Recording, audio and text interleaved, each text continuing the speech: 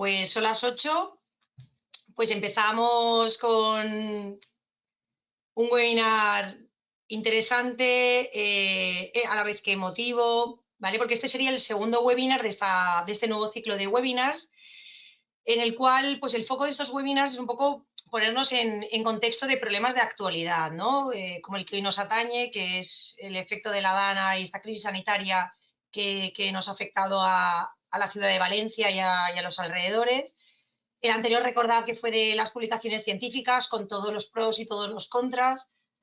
Como digo, el webinar de hoy pues, tratará de la crisis sanitaria que se ha producido a raíz de este tsunami, inundación terrible, pues que ha afectado a muchísimas personas, ha fallecido gente, el día a día es complicadísimo en estas zonas que ahora hablaremos, pero vamos a intentar abordarlo desde el punto de vista más médico, pero bueno, más traumatológico, que es un poco pues donde nosotros nos sentimos cómodos, ¿no? Pues cómo nos organizamos en esos momentos, cuáles fueron los momentos previos, los posteriores, cómo eran las heridas, qué tratamiento antibiótico. Para ello nos acompañará, pues empezamos con María Sánchez, que pertenece a la unidad de pie y tobillo del Hospital Politécnico Universitario La Fe. Buenas tardes, María. Todos. También nos acompañará Xavi Bertó, que pertenece a la unidad de tobillo del Hospital General de Valencia. Buenas tardes, Xavi. Gracias por la invitación. Buenas tardes. Seríamos, ¿no?, uno de los hospitales, pues el General, la Fe y el PSET al que pertenezco yo. Y luego, pues agradecemos muchísimo que Jesús, pues es que es representante de Acuña Fombona, pues bueno, habitante de Aldaya, que lo vivió en primera persona, y le agradecemos pues que pueda pues reproducir un poquillo aquellos momentos, porque es lo que nos da veracidad a todo lo que vamos a hablar, ¿no? Podemos hablar de muchas cosas, los traumas, pero Jesús nos va a dar un poco de realidad, ¿no? Jesús, buenas tardes. Muchísimas gracias, Jesús, por acompañarnos. Hola, Eva. Buenas tardes a todos. Nada, muchas gracias por la invitación y yo encantado de contar mi experiencia para que sirva un poco de una visión más desde la parte que lo viví.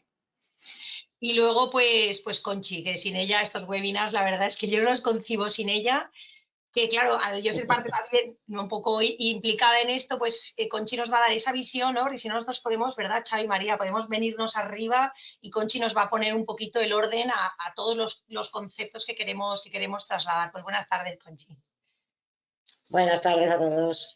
Hoy el doctor Monteagudo tiene otro evento, entonces no podrá estar con nosotros, pero sí de corazón nos pide que lo saludemos y que, bueno, que os saluda a los espectadores de su parte, que le gustaría estar, pero bueno, tiene otros compromisos, ya sabéis que está súper ocupado, pero bueno, está con nosotros con el corazón, ¿no? Bueno, pues en primer lugar, son las 8:03. Un minuto de silencio por todos los fallecidos, por todos los afectados, que esto va a durar muchísimo tiempo. Y bueno, pues ese minutito pues se lo debemos a ellos, ¿vale? Pues hacemos este minutito de silencio, ¿vale?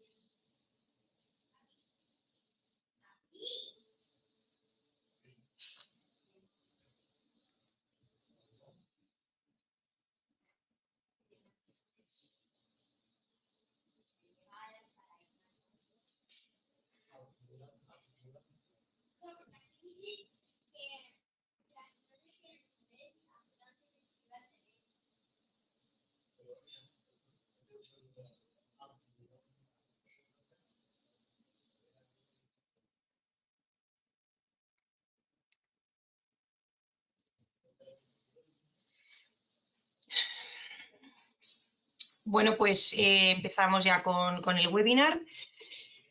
Y si queréis empezamos con el testimonio de Jesús, ¿vale? Que nos cuente pues de forma cronológica un poco cómo fueron estas horas.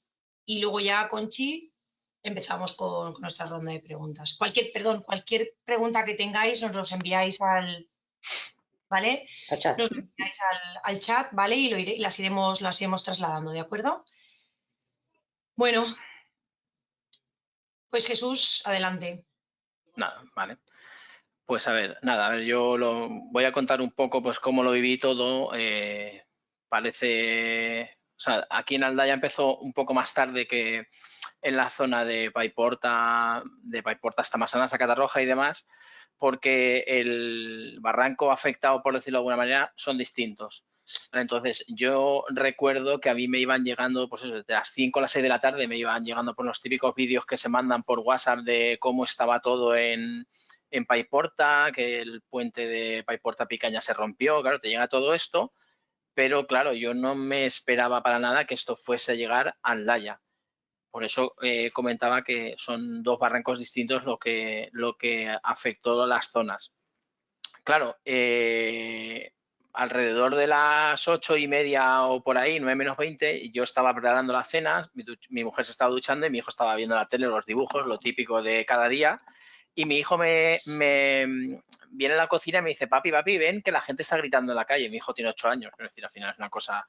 Me dice, la gente está gritando en la calle. Yo vivo en un cuarto piso. O sea, quiero decir, imaginaros cómo era el ambiente para que mi hijo, viendo la tele, escuchase esto. Total, que yo me acerco a la ventana y yo miro hacia abajo, la ventana que da al comedor, yo miro hacia abajo y veo que el suelo está seco, pero veo gente corriendo de derecha a izquierda. Miro hacia la derecha y yo vi literalmente cómo venía una ola de agua de más o menos medio metro o así. Entonces, mi primera reacción, que por desgracia fue la de muchas personas que han fallecido en garajes, fue de vestirme, porque estaba en pijama ya, como os comento, era ya las 9 menos cuarto de la noche, perdón. Mi primera reacción fue de vestirme y bajar al garaje a intentar sacar por lo menos un coche. Entonces yo voy a mi cuarto, me visto, lo que tardé en vestirme, o sea, quitarme el pijama súper rápido, ponerme pantalones, zapatillas y vuelvo a asomarme a la ventana. Y cuando me asomé a la ventana, el agua tenía ya 1 metro de altura más o menos. Entonces dije, ya no bajo. O sea, esto os estoy hablando en cuestión de 1 minuto y medio, porque me vestí súper rápido. Claro, ya decidí no bajar. En cuestión de media hora más o menos o 20 minutos, el agua llegó prácticamente a 2 metros, porque uno de los coches que yo tenía aparcado en la calle es un Peugeot 2008. Entonces, el Peugeot 2008 yo ya no lo veía, estaba estaba aparcado enfrente de mi ventana y yo ya no veía el coche. O sea, sabía que estaba ahí porque yo no paraba de mirar por la ventana porque, claro, miraba incrédulo diciendo, es que no entiendo lo que está pasando.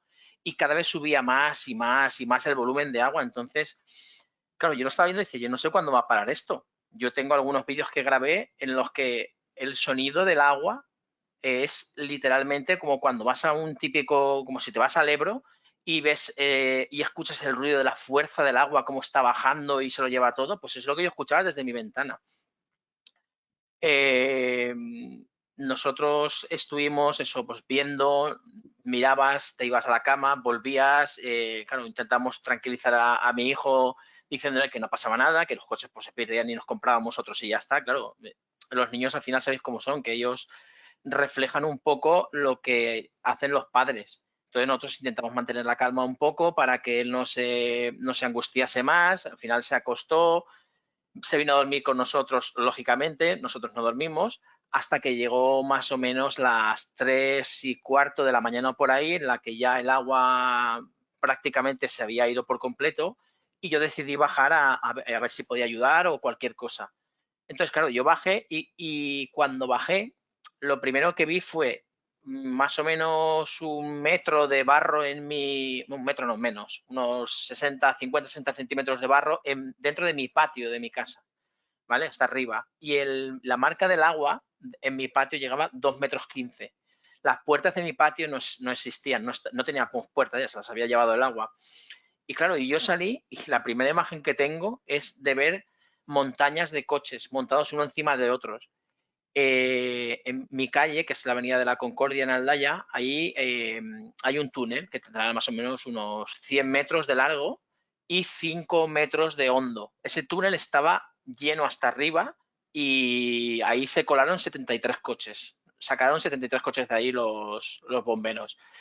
Total, que yo bajé, el Mercadona de enfrente de mi casa estaba roto y había gente con carros saqueando cosas. Enfrente había una tienda de electrodomésticos y es algo que me sorprende mucho porque yo veía gente que cogía carros del Mercadona, iba a la tienda de electrodomésticos y cogía batidoras, microondas, rumbas, que yo decía, no sé, no creo que sea el momento de esto, pero bueno, fui dando una vuelta, claro, patinando, vi varias gente que se resbalaba y de ahí entiendo que muchos de los pacientes que recibiríais sería por esto, porque claro, el primer día o las primeras horas no estás adecuadamente equipado, o sea, no había EPIs, no había botas de agua, no había de nada, entonces, claro, no estás bien, de ahí pueden venir muchas infecciones, muchas caídas y demás.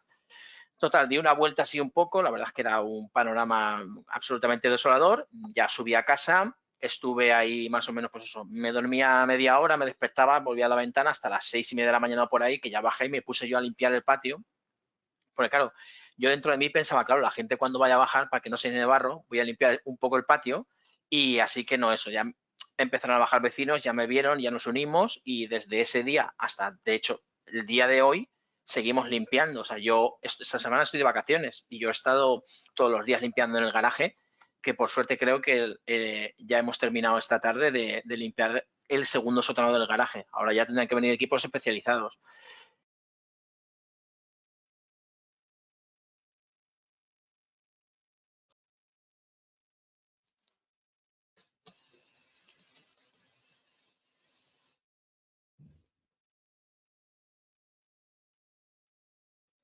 Marcos.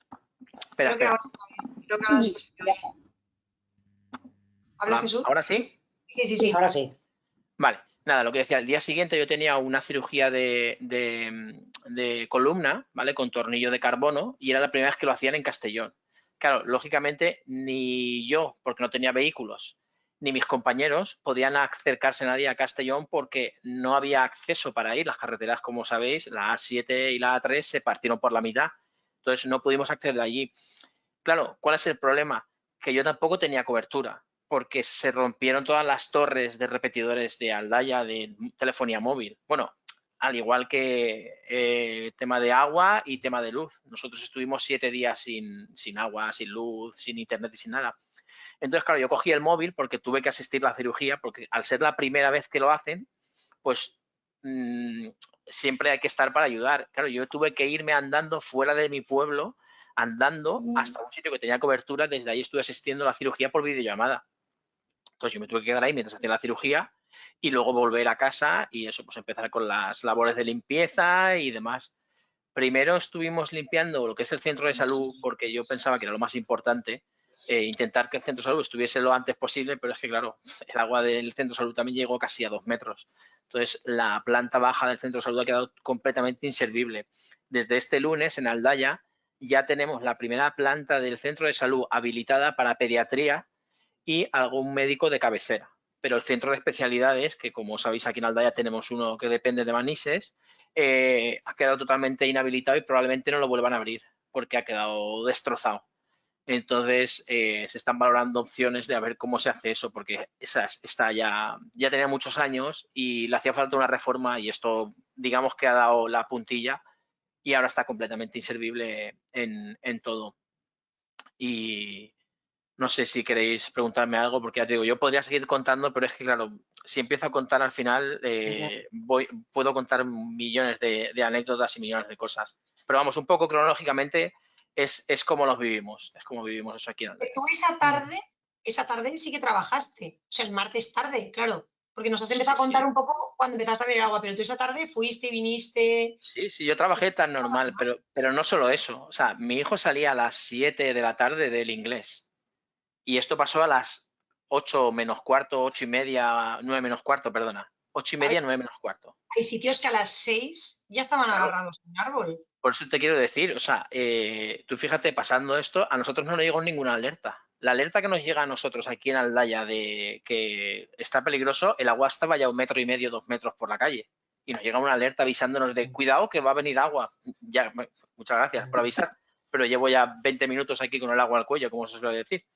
Claro. Y eso ya te digo, yo no entendí muy bien eso, el tema de que desde el gobierno o desde Sí, la Generalitat enviasen un aviso antes, pero ya no solo a niños que vayan a colegios o actividades deportivas o lo que sea, sino incluso trabajos, ¿sabes? Que hay veces que no damos prioridad a las personas y por el tema de trabajo y todo esto.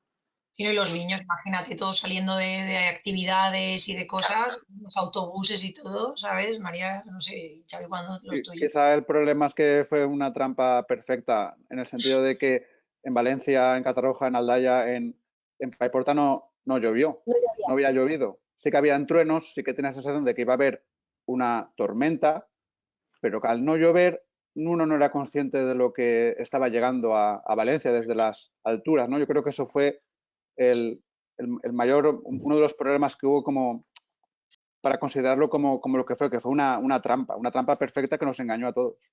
Claro, en Requena, de hecho, estaban cayendo chuzos de punta desde las 10 de la mañana, que es ahí de donde bajaba todo este agua.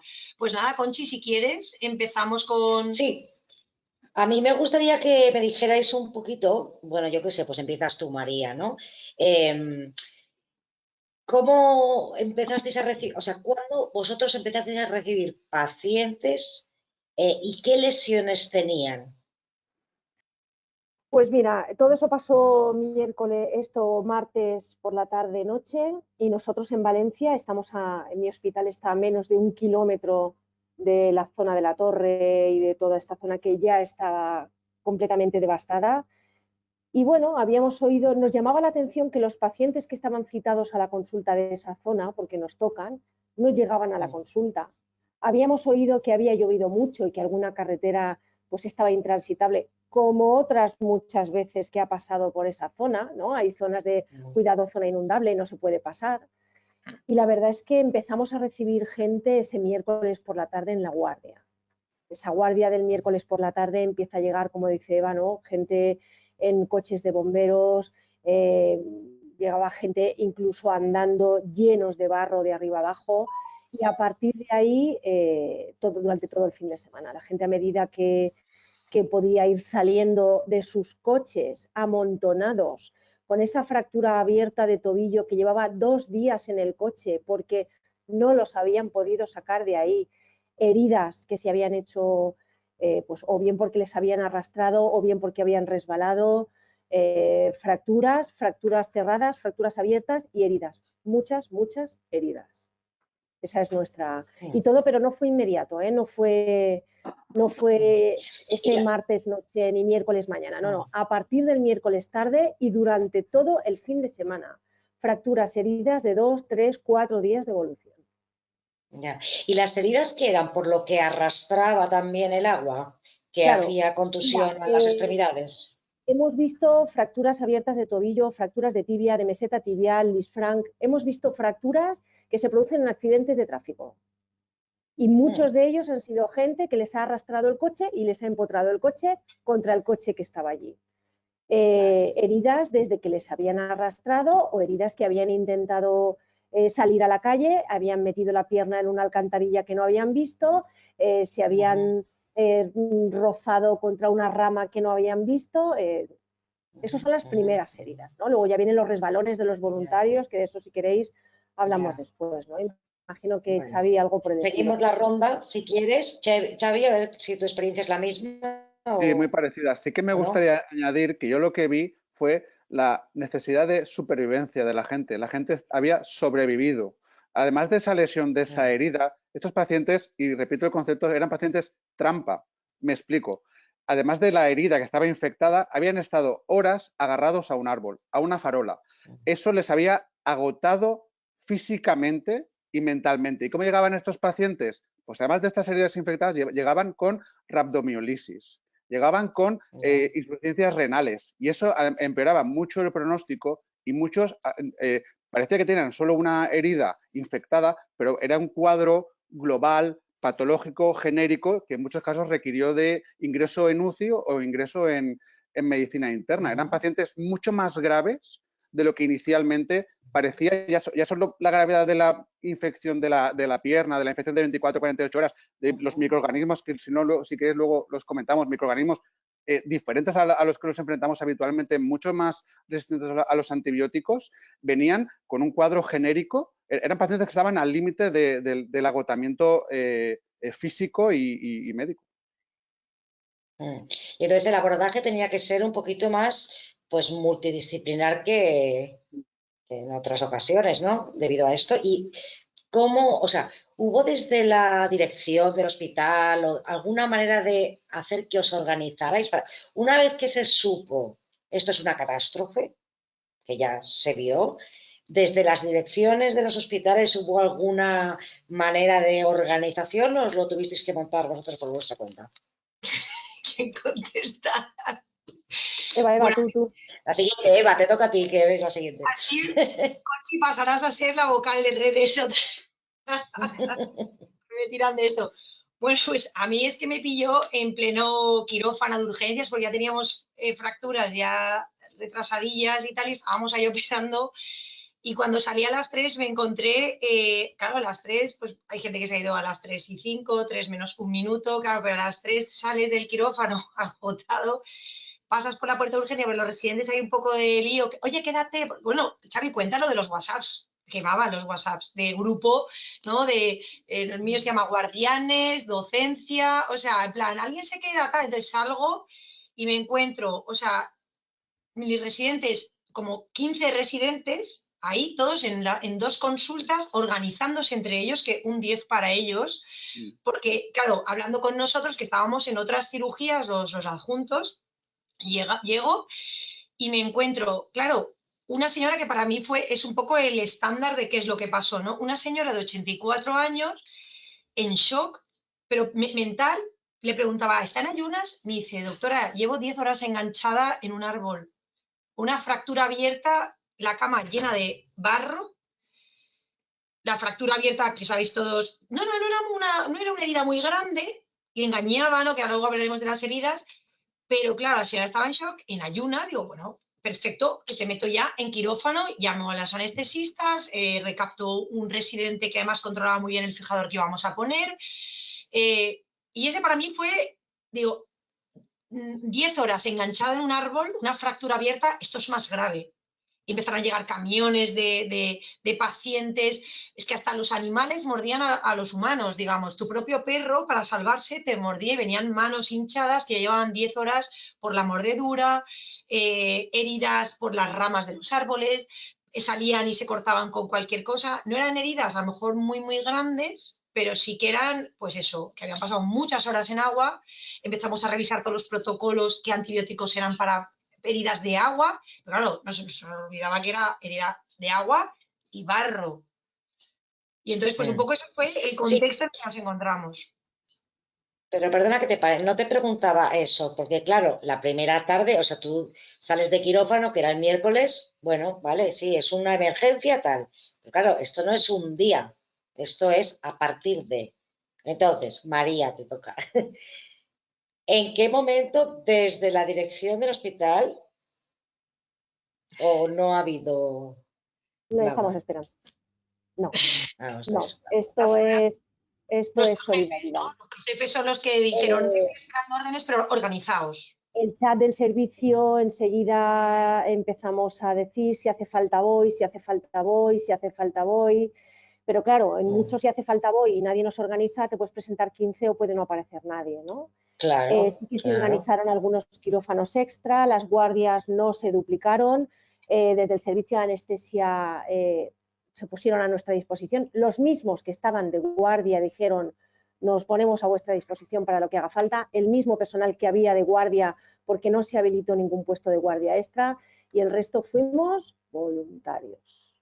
En lugar de ir a limpiar barro, decidimos que éramos más útiles, a lo mejor echando una mano a nuestros compañeros en el hospital, que yendo a donar ropa o ir a quitar barrio. Pero por el parte de la dirección, en mi hospital por lo menos, cero patatero, no sé del resto. Y porque claro, muy bien, por ejemplo, Xavi, está muy bien que los médicos, tal, los cirujanos, traumatólogos, vale, voluntario, voy al hospital a operar, pero claro, tú solo no puedes operar. ¿Los demás profesionales tuvieron el mismo grado de implicación o no sé qué experiencia tenéis? ¿A ellos sí que los organizaron o no? Nosotros, por ejemplo, sí que teníamos una especie de ficha, todos los días mandaba dirección de noticias del día o pautas a seguir genéricas, que muchas veces se podían cumplir y otras no se podían cumplir. Por ejemplo, en muchos sitios se mantuvieron los ambulatorios. Nosotros vamos a pasar consulta a Torrente o a Chiribella. No se podía llegar.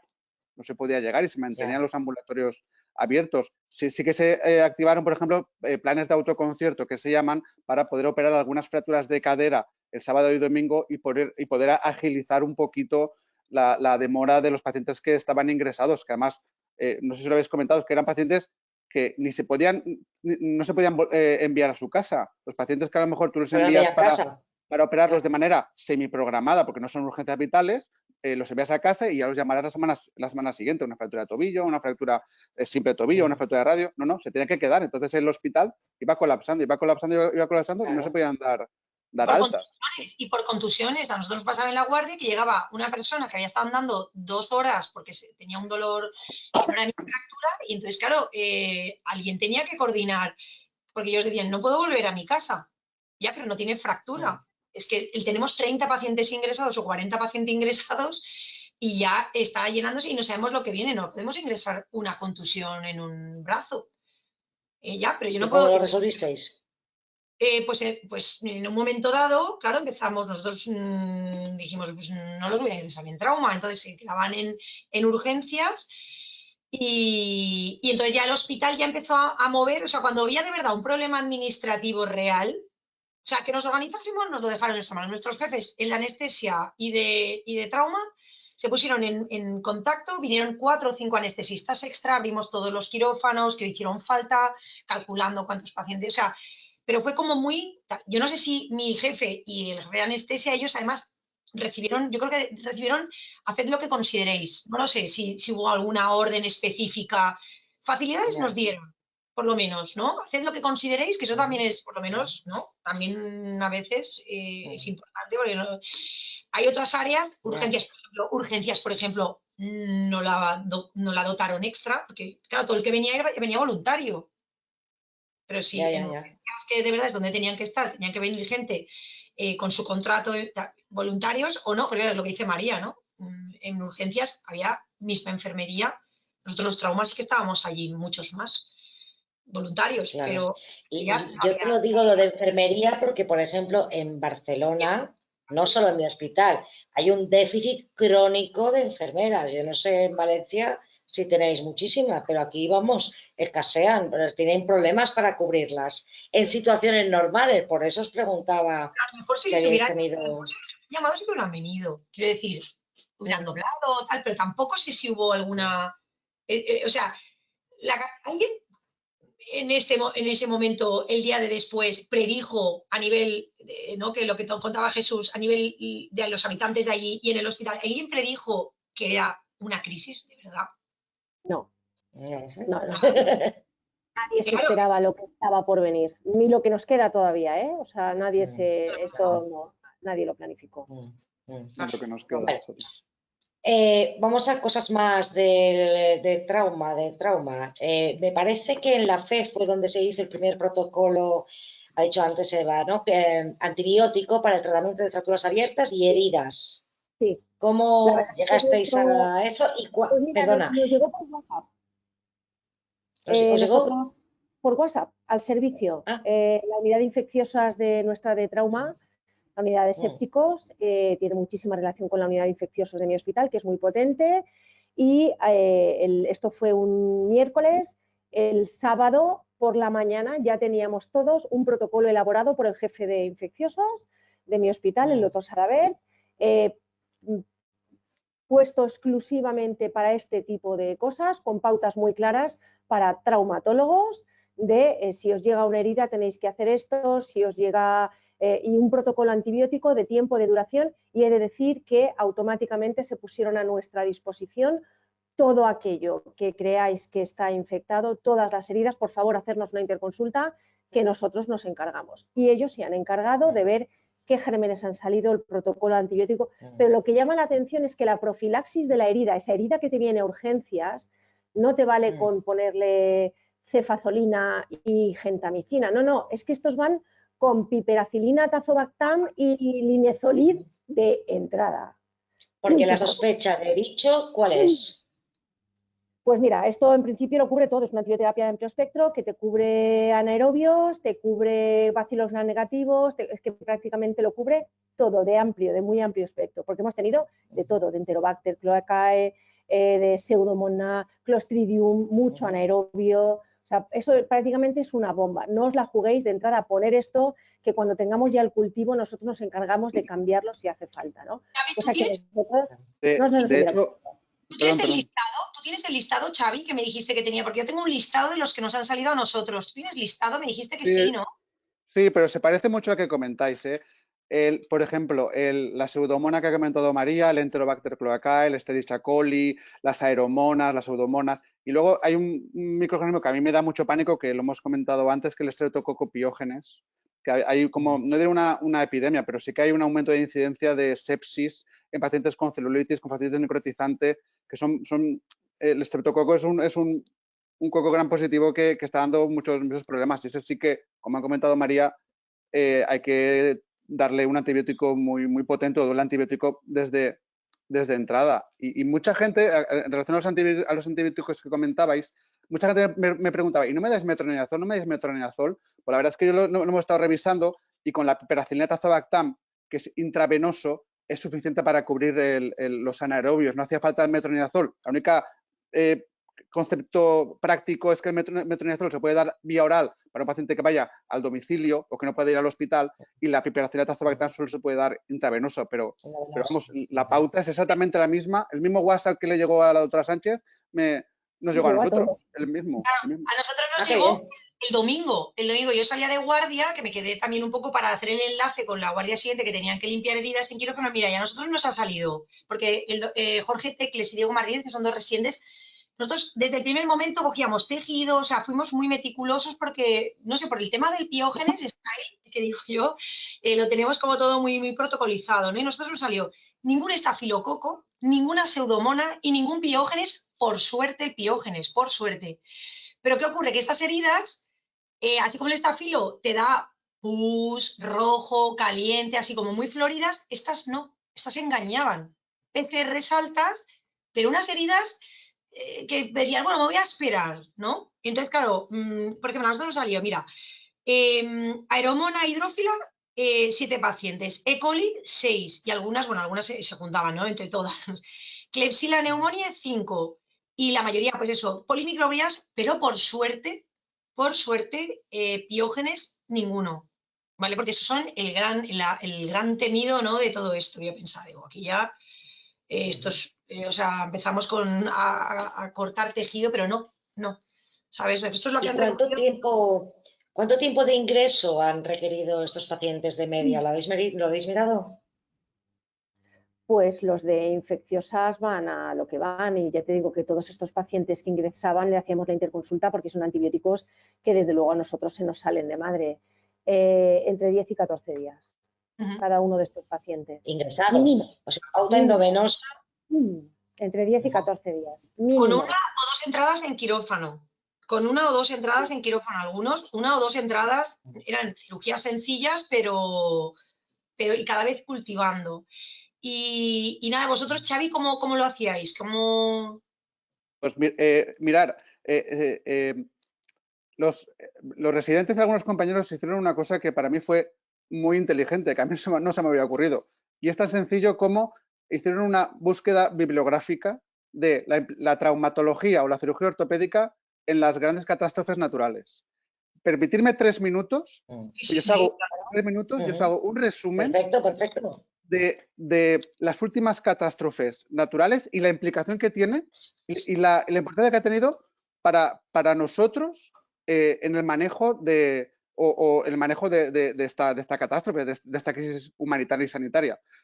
Hace ya más de 20 años del tsunami de Tailandia. 20 años, un 26 de diciembre en Navidad. 20 años han pasado ya y ya se ha hecho una película, ¿de acuerdo? Al año que fue en el 2004. En el 2005 fue el huracán Katrina en Estados Unidos y un terremoto en Pakistán, donde ya hubieron 75.000 fallecidos, pero lo más importante es que el 90% de las infraestructuras sanitarias fueron arrasadas. Imaginaros si nosotros no hubiéramos tenido el nuevo cauce del río, porque los hospitales grandes, los nuestros, por suerte o menos desgracia, estaban a la otra parte. Imaginaros si no hubiera existido ese cauce, todos los hospitales, la FE, el PESET, el Arnau, el General, hubieran sido arrasados. hubiera sido mucho más difícil manejar todos los pacientes. Esto sí que hubiera sido una crisis, además de humanitaria, sanitaria, de muy difícil manejo, ¿de acuerdo? Y luego, hace ya más de 12 años, ocurrió el famoso tsunami, el terremoto que luego fue tsunami en Japón. Que hubieron más de 15.000 fallecidos. Yo quiero comentar dos cosas de este incidente. En Japón existen hospitales preparados para soportar terremotos, preparados con reservas de agua, de víveres, de gasolina para 3 y 5 días. Incluso algunos tienen como pequeñas arcas, que son botes náuticos, para el salvamiento en caso de que todo se desmorone. Y ya sabéis que la educación en Japón, hay una educación sanitaria y ellos tienen unos conocimientos y unos kits por si ocurren este tipo de... Están preparados para poder combatir o poder enfrentarse a este tipo de incidentes, cosa que en España no tenemos esa cultura sanitaria. Nos ha pasado, porque esto se llama un flash flood, que es lo que yo he leído, que es una riada, científicamente lo que se ha llamado. No estamos acostumbrados a la gota fría, a las lluvias torrenciales en octubre, pero no a lo que ha pasado. Y termino con un artículo súper interesante, que es del 2021, que es ocurrió lo mismo en el norte de Alemania, a orillas del Rin, entre la frontera entre Alemania y Holanda. El mismo incidente, con el mismo número de fallecidos, 220, con el mismo número de lesionados, miles como en este caso, pero si tú lees el artículo, repite paso a paso lo que ha pasado en Valencia. Es decir, el tipo de heridas, el tipo de microorganismos, la epidemiología de las lesiones, lo que habéis ido comentando y lo que ha comentado María, de que esto no ha terminado, de que aún queda mucho por ver, ¿de acuerdo? De cómo va a ir evolucionando las lesiones de los pacientes, de cómo va a ir evolucionando el sistema sanitario. Es una réplica muy similar de lo que está pasando, pero aquí en Valencia, pero ya pasó exactamente igual, y lo describe el artículo perfectamente, de una misma riada a orillas del Rin en Alemania en el 2021. Y esto me hace plantear que aún no sabemos o que podemos prevenir en parte lo que está por venir, ¿de acuerdo? Y yo creo que hemos pasado la crisis humanitaria fuerte, pero ahora va a haber muchas secuelas, muchas infecciones, tenemos que estar preparados para los próximos meses, que va a haber mucho trabajo todavía. Y yo quería hacer una pequeña referencia porque me la han comentado los compañeros y yo creo que es interesante aprender de la bibliografía que hay. El año pasado hubo un terremoto en Marruecos que, por desgracia, se ha hecho mediático por las noticias y por temas políticos, que casi ha pasado inadvertido. Hace un año solo que pasó un terremoto en Marruecos con miles de muertos y parece como que ya ha pasado. Una noticia tapa otra. Hace ya 3 años del volcán de la Dana y lo que tenemos que conseguir con estos webinars y con estas difusiones, que es lo que a mí me da más miedo, que es que en 2 meses, después de Navidad, esto se haya olvidado. Y antes. Y en Navidad estamos todos celebrando otra cosa, Xavi. Sí. Yo, mira, quería dar un último apunte y yo me marcho ya, si me lo permitís, por puntualizar un poco y dar un poco más de otra vista a lo que estaba comentando el doctor Bertó. Y yo, en mi persona, a nivel de protocolos, yo he preguntado a policías, porque aquí al Aldaya han venido policías de Lloret de Mar, de Cádiz, de Ceuta, de Extremadura. Yo he estado mano a mano limpiando con bomberos de Valladolid, de Asturias, de Sevilla. Yo preguntaba protocolos y nadie sabía decirme qué hay que hacer en estas situaciones. O sea, de hecho, nosotros los bomberos nos decían, a ver, por precaución, intentar meteros en los garajes 10 minutos con mascarilla, salís, estáis 10 minutos fuera, respiráis un poco de aire de la calle y entonces volvéis a entrar. Porque, por ejemplo, en el garaje en el que yo estoy trabajando más a menudo, que es el mío, nosotros vivimos al lado de la gasolinera. La gasolinera se rompió y todo el agua llevaba gasolina, diésel y todo tipo de combustibles y aceites. Entonces, el olor que se mezcló debajo entre el lodo, la suciedad y todo este tipo de combustible, no os podéis imaginar cómo olían las casas. Porque, claro, todo este olor subía por el conducto de transpiración de los baños.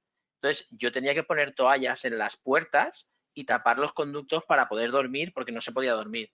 Entonces, por darle un poco más de esto a lo que decía el doctor Berto, es que ni los policías, ni los bomberos, ni nadie sabe qué hay que hacer en estos casos cuando pasa este tipo de cosas. No hay ningún protocolo estandarizado, pero a nivel sanitario ni a nivel operativo de las fuerzas que tienen que ayudar. Simplemente era esto, disculpadme que ya, pero era por puntualizar un poco también desde Claro otra parte. Es que Jesús, el agua no era agua del Ebro, era agua que llevaba lodo, Sí. sustancias, que eso todo ha ido a la albufera, que ya los de la albufera ya están diciendo que ya verás, ¿sabes? Porque llevaban todo tipo de, pues eso, de sustancias tóxicas. Claro. Sí. Sí. Pues eso es. Pues nada, yo me despido ya. Muchas gracias Muchas por gracias, invitarme. Jesús, Ha por sido un conectarte. placer. Y Muchas nada, gracias. que sigáis con el webinar, que está siendo muy interesante. Gracias, Jesús. Muchas gracias. Y ánimo. Hasta luego. Ahora. Adiós. Y Xavi, de cara a los ambulatorios que están en la zona, en las zonas más afectadas, antes que estábamos hablando, me has dicho que ha habido algunos problemas de los edificios, pero me gustaría saber también, me nos explicas eso, pero me gustaría saber también si a partir de esto a los médicos de cabecera se les ha dado alguna pauta para que ellos puedan como guiar las primeras fases de una herida, porque la gente que está en esas zonas igual tiene difícil acceso a los hospitales, no sé. Sí, mira, yo trabajo en un hospital general y Paiporta, que ha sido como la zona cero, pertenece a nuestro hospital. Entonces nosotros hemos ido al centro de salud, o lo que queda de él, muchos días a ayudar y a estar allí y a colaborar con, yo creo que muchas veces los grandes olvidados de nuestra sanidad, que son los médicos de atención primaria, que están haciendo un trabajo espectacular, ¿de acuerdo? Entonces, cuando tú llegas a Paiporta, lo que tienes es que pensar que aquello es una zona apocalíptica. O sea, imaginaros la serie, la película, el videojuego que más os guste. Pues eso es. Es una zona militarizada, donde tú no puedes ir libremente por donde quieras. Tú llegas al centro de salud o lo que queda de ello y están los médicos de cabecera pues viendo pacientes uno detrás de otro. El otro día me preguntaban, ¿hace falta un traumatólogo? Oye, pues yo te diría que no, pero les da mucha tranquilidad, les da seguridad verte, que tú ves la herida, que tú has visto muchas heridas, y dices, este para el hospital, este vamos a darle antibiótico, este lo podemos, ¿sabes? Mucha gente, había muchas, por ejemplo, has comentado lo de enfermería, había muchos enfermeros y enfermeras colaborando allí, muchos médicos traumatólogos de otros hospitales que habían ido allí, de la Arnau de Vilanova, de Játiva. Y allí también sí que me gustaría contar un par de anécdotas amables. Allí te pones a ver pacientes y vimos 60 en una mañana. Pero también allí apareció un político muy famoso de este país, no diré el nombre. O a mí no me gusta el fútbol, pero se ve que apareció, que fue allí un futbolista del Valencia. Yo no sé quién es porque no me gusta el fútbol. Luego, por ejemplo, te llama la atención que los pacientes te pedían cosas tan curiosas como calcetines, una comida caliente que hacía días que no comían de caliente, o incluso toallitas de estas que usas que uso yo para lavar a mi bebé, te las pedían porque era su manera de ducharse, porque no tenían agua caliente ni tenían agua potable, ¿de acuerdo? Era lo que a mí me llamaba la atención, además de medicamentos. Y luego, por ejemplo, sí que me llamó la atención que vino una ONG de comidas para llevar, que también se ha hecho muy mediática en televisión, y es verdad que cuando tú veías a la gente que comía de caliente, no hablo solo de la propia gente de allí, sino los bomberos, los militares, los auxiliares, los voluntarios. La verdad es que comer de caliente, y estaba realmente rica la comida que traía esta ONG mediática, la verdad es que aumentaba el alma, ¿no? La moral digamos, de la tropa. Yo creo que eso son cosas que no se ven y con respecto a lo que me has dicho de las heridas, la indicación era muy clara. En caso de duda, al hospital. Y ya sigamos los protocolos que han comentado las compañeras. Pero ahora que has comentado eso de la comida, a mí, desde la ignorancia, me surge la duda, ¿no? O sea, hay un desastre, queda todo apocalíptico y la gente no puede comer. Y ahora encima van 200 personas a ayudar y ¿qué comen? Porque claro, si no hay comida para los que estaban, ¿se trae la comida de casa o cómo es? A mitad mañana empezó a oler un olor a frito y yo digo, madre mía, ¿qué estará pasando ahora? Pues habían empezado a hacer una parrillada a 50 metros del hospital con chorizo criollo y morcilla y longaniza y había ahí una cola de gente para almorzar. Entonces sí que había, es que hay muchas maneras de ayudar, no hace falta, yo os lo decía, no hace falta que vayamos todos al barro, se puede ayudar de muchas maneras, no cogiendo el coche, colapsando la ciudad, porque Valencia sigue sin metro, Valencia es una ciudad colapsada, para ir a trabajar estás una hora y media, dando de comer, no sé, llevando, ayudando a transportar familiares, hay muchas maneras, no hay que estar siempre en el lodo, pero sí que había eso, mucha gente para dar de comer, para dar mantas, para dar calcetines, para dar botas. Había un sitio donde habían 300 botas, donde la gente que iba allí podía usar las botas, porque si no te resbalabas a la mínima y tenías las lesiones que... Y luego, por ejemplo, sí que vimos, y esto hay que decirlo, heridas por arma blanca. La supervivencia de la gente ha sido importante, que han habido saqueos. Que han habido saqueos, la gente se ha defendido y se veían heridas por arma blanca. Sobre todo los primeros días, cuando la gente se sentía desamparada. De noche, es que era son ciudades apocalípticas, eran ciudades sin ley, exactamente. Madre mía. Pues eso es que, ¿no? La solidaridad, o sea, tenemos un porcentaje pequeño de todas estas cosas horribles que han pasado, de saqueos, de inseguridad, pero lo que se ha volcado España en venir gente, todo el mundo, quiero ir, digo, ya, pero es que hay que comer, es que hay que dormir, ¿dónde dormís? No hay forma de llegar hasta allí, o sea que era todo, tenía que haber habido un poquito más de organización con toda esta gente que quería ayudar. Exacto, claro. Claro, todo el mundo se apuntaba en la página esta de consellería, ¿no? La GVA tal, que no sé si han llamado a alguien alguna vez, no lo sé. 22.000 personas, 22.000 sanitarios apuntados en esa página. Que no llamaban, porque claro, todas estas, tú dices, sí, ven, pero como dice Xavi, ¿no? Hay que darles de comer, porque la gente traía tal. Luego, claro, empezaron donando muchísima ropa, pero claro, realmente esa ropa al final se ha quedado un poco, o sea, no había organización en cuanto a las donaciones, ¿no? ¿Qué hace falta? X cantidad, ¿no? Pues como hacen las ONGs que dicen, no, hasta aquí, no mandéis más, porque si no, esto no se va a utilizar. Pues eso, pues la comida caliente, pero la solidaridad del resto de España ha sido espectacular. Y de los jóvenes, o sea, una de las imágenes, Conchi, más impactantes es ver a todos esos chiquitos que nos quejamos, millennial, que si todo el día con el TikTok haciendo los bailes, todos con las escobas de su casa, con su mochila, con sus bocadillos, porque allí no iban a recibir cero. Los abuelitos, que son los más afectados, porque eran los que vivían en las plantas bajas, han fallecido muchos, y a todos estos abuelitos les han limpiado la casa, los jóvenes han sentido como súper útiles, o sea, esto para la generación de nuestros niños entre 15, 20, 25 años, o sea, para ellos ha sido, o sea, el poder ayudar, eso lo dicen ellos, para ellos ha sido un aprendizaje, un soy útil, nos dicen que somos unos inútiles, todo el día, ¿no? Y los residentes más jóvenes haciendo turnos, se iban, no preguntaban a nadie allí, que si iban a robar, que si comer, hacer comida, organizaban ropa, claro, han pasado cosas simpáticas como que la gente mandaba zapatos de tacón, trajes de novio. O sea, la gente hay gente que ha aprovechado a vaciar el trastero, pues ya que estamos, vamos a hacer limpieza y lo metemos en saco. Madre mía. Claro, sí, lo de los bañados. Es una anécdota. Son anécdotas, pero bueno, la solidaridad del resto de España la verdad es que ha sido muy, muy importante. Y un poco, ¿no? ¿Y cómo vemos ahora, cómo lo ves, María? ¿Cómo lo ves el futuro, Xavi? Yo creo que un poco importante también es lo que ha dicho Xavi, ¿no? El colapso de la ciudad también es algo que nos ha tocado vivir a todos. O sea, Valencia ciudad no ha sido afectada por estas lluvias, pero sí con daños colaterales. Mi hospital está a 6,7 kilómetros de mi casa y un día me volví andando después de la consulta. Era incapaz de sacar el coche del hospital para poder volver a mi casa. Ir a trabajar se convertía en un calvario y a nosotros no nos ha pasado nada, ¿eh?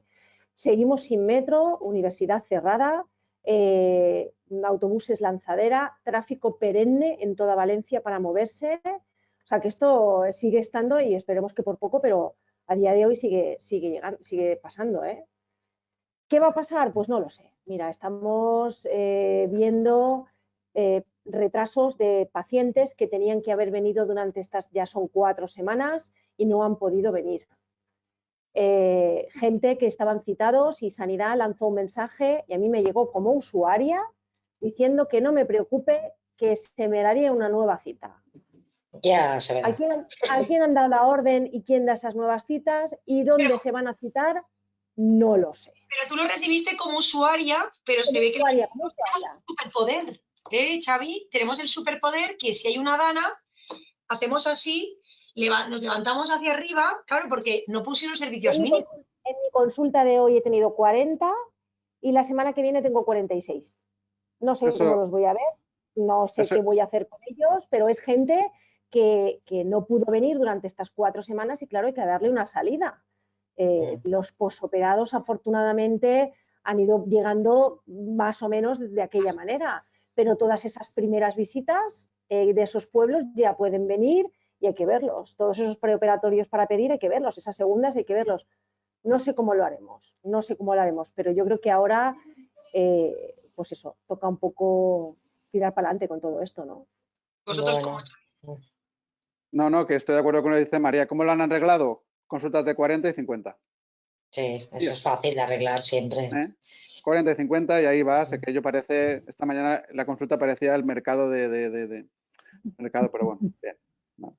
También te he de reconocer que como nos gusta mucho nuestro trabajo a los 3, a los 4, de pie y tobillo, pues ese amor por tu trabajo, pues a veces supera, pero la verdad es que parece aquello... La gente también será comprensiva, ¿no? O sea, los pacientes no entienden que no se puede ver...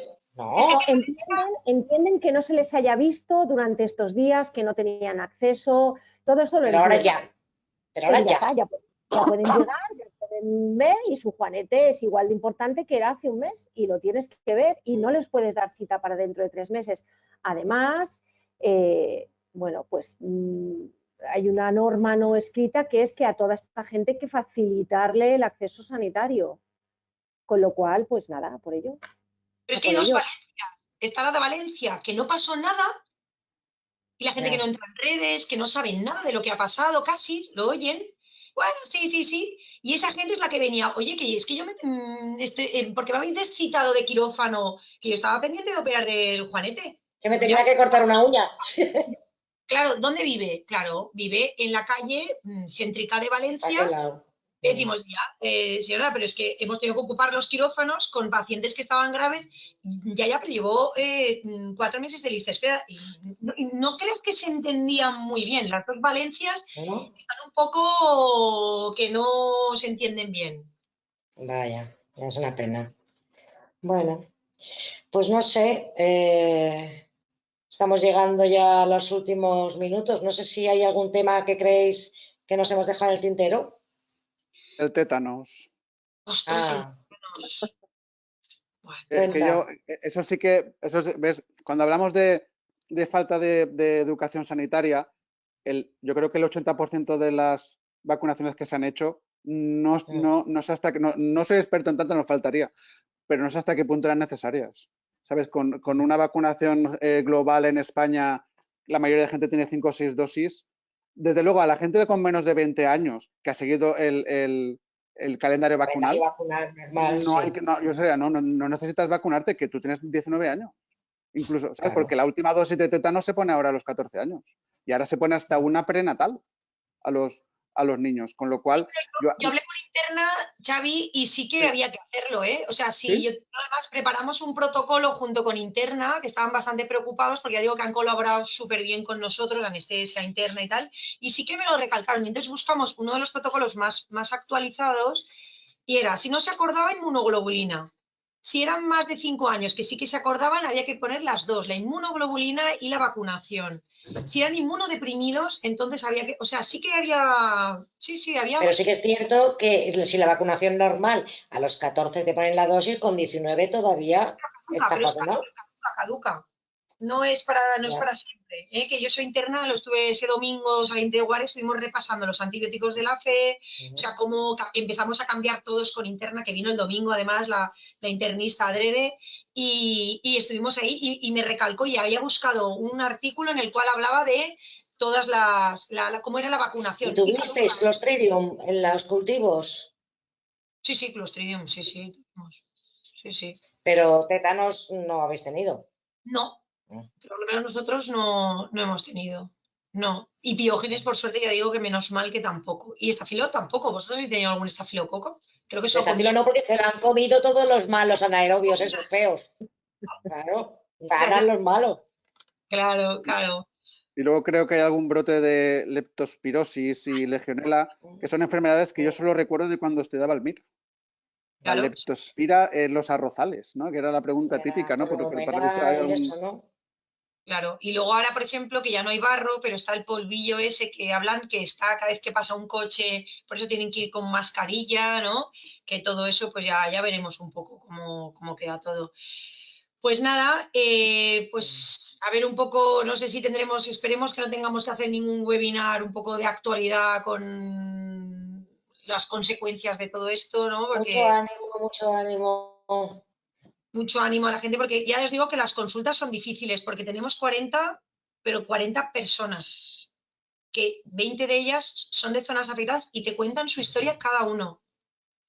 Y no es Sí, una esta consulta. mañana ha habido momentos de crisis, ¿eh? O sea, de gente de abrazarte, de contarte, y los tienes que escuchar y contarte que su madre vive en un cuarto con ascensor, pero el ascensor no funciona y lleva sin poder bajar a que le hagan lo que tengan que hacer o a dar su paseo o tal, gente operada de los antepiés que no pueden subir, bajar escaleras o de un tobillo o de lo que sea porque se han quedado sin ascensor y no saben cuándo lo van a hacer, sin contar ya gente fallecida. Bueno, la verdad es que lo que dice Eva, son 40, pero la mitad te cuentan su drama. ¿Verdad? ¿No? Es que además vienen adrede, o sea, han venido a mi consulta adrede caminando. Esta consulta no, la pasada, adrede andando 2 horas para contarme su historia. Son pacientes que tengo de toda la vida y venían adrede a contar su relato. Y Eva, mira lo que ha pasado. Y fíjate, perdón, ya lo último, no les dolía nada. El alma les dolía. Los pacientes con los tobillos que estamos ahí, que si artrodesis, que si tal, me decían, Eva, me he puesto las botas de agua, fíjate lo que hace la cabeza. No les dolía, estaban con medicación ya potentilla antes de la dana y dice, mi tobillo ha aguantado. Ahora Y priorizas. Claro. Sí, pacientes que estaban pendientes de artrodesis, por fracturas antiguas y tal, ¿eh? No les duele nada. Sí, a Bueno, mí me gustaría solo para terminar, yo siempre parece que soy un bien queda, pero sabéis que soy honrado, que soy transparente y me gustaría felicitaros a las tres. A las tres. ¿Por qué? Por vuestra capacidad de divulgación, de difusión, tanto científica, formativa, médica, vocal de docencia de la SENT, vocal por Valencia de la SOTOCAB. Conchi, que tú llevas muchos años trabajando en estas cosas. Hacer estos webinars, como los entretraumas, como los cursos, como los congresos, cuesta mucho tiempo. Mucho tiempo que le dedicas a tu familia, que te dedicas a tu tiempo libre. Cuesta mucho, ¿de acuerdo? Y yo os tengo que felicitar porque creo que las tres estáis haciendo. Sabéis que soy transparente, sabéis que soy honrado y estáis haciendo un trabajo excelente. Igual con el webinar anterior de las revistas que a mí me encantó, como el webinar que va a venir con nuestros compañeros editores de las revistas, ¿no? Si no estoy equivocado, pero cuesta mucho y es mucho esfuerzo. Así que no cuesta nada felicitaros y agradeceros vuestro trabajo y vuestro esfuerzo. Y para mí es un placer estar aquí con vosotras y aprender en las interacciones que tenemos aquí en presencia, en los cursos, en los congresos. Así que nada, felicitaros y agradeceros vuestro trabajo. Que siempre nos pones ese punto científico. Y María, recordar, ¿no?, que hemos tenido que retrasar el cuenta. Teníamos el curso de fundamentos que hemos empezado este año a hacer la comisión de docencia de la SEMF junto con la dirección del doctor Monteagudo. Hemos organizado desde nuestra sociedad 2 cursos, un curso de fundamentos y un curso de prácticas en cadáver. Ya lo teníamos todo organizado, se celebraba el 20-21 de noviembre, es decir, justo el viernes pasado. Teníamos sede, teníamos todo el curso hecho y lamentablemente pues lo hemos tenido que suspender, pero seguimos adelante. El de Valencia lo haremos, pero lo haremos ya en abril, 26-27 de abril o 25-26, no recuerdo ahora las fechas. Y el curso de prácticas en cadáver lo haremos en Zaragoza el 6 y 7 de febrero. O sea que a pesar de la dana, a pesar de todo, nosotros seguimos adelante. Seguimos. Pues nada. Muy bien, claro que sí. Claro que sí. Pues nada, nos Gracias despedimos. por todo. pones la última Sí. nota. Bueno, gracias a los asistentes, gracias a los participantes, Xavi, María, Eva, Jesús que se ha ido, gracias a Cuña Fombona por su soporte en estos webinars. Esperamos vernos pronto en el siguiente, que Eva lo va a anunciar estupendamente en las redes. Y con mucho tiempo, porque Manuel me mata. Me he dicho, prepara un listado. Digo, uff. Muy bien. Pues nada, eso, un gusto veros. Gracias Hasta la a todos. próxima. Saludos. Adiós.